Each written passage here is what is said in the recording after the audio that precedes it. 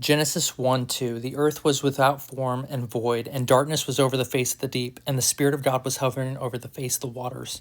Now, at this point, the earth had been engulfed in water. The earth had no form or structure. The earth had no life whatsoever. It was formless and empty and completely alone in the darkness of space.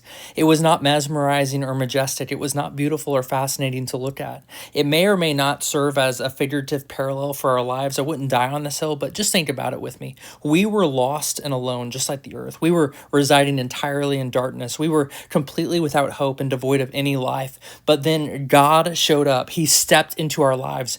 Ephesians chapter 2, verse 4 through 5 says, "But God," probably two of the greatest words in the entire Bible, "but God, being rich in mercy because of the great love with which he loved us, even when we were dead in our trespasses, made us alive together with Christ. By grace you have been saved." And so from the beginning of the Bible, the state of the world is destitute without God. There is no life outside or apart from God, and nothing will happen without God's intervention.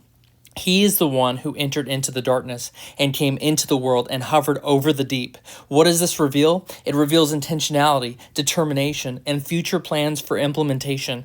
And what do we learn about God right off the bat at the beginning of Genesis? Genesis chapter 1, verse 1, he is the creator, which makes him the owner and the master. He is powerful to make things out of nothing, and he is himself the originator of all things. Genesis 1, 2 now, he is willing to enter into dark environments to accomplish his will. He is not willing to leave his creation alone or in isolation, and he is spirit, having no physical needs or bounds like gravity. He's hovering over the waters. Now, between verses 1 and verse 2, Genesis 1 and Genesis 2, some people try to find a gap of time so that they can try to account for a supposed old earth. The problem is that nothing in the text even hints at that.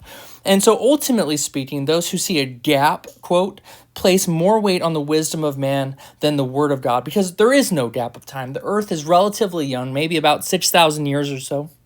But there's no gap of time whatsoever. And so in Genesis chapter 1, verse 2, it says, "The earth was without form and void, and darkness was over the face of the deep, and the Spirit of God was hovering over the face of the waters."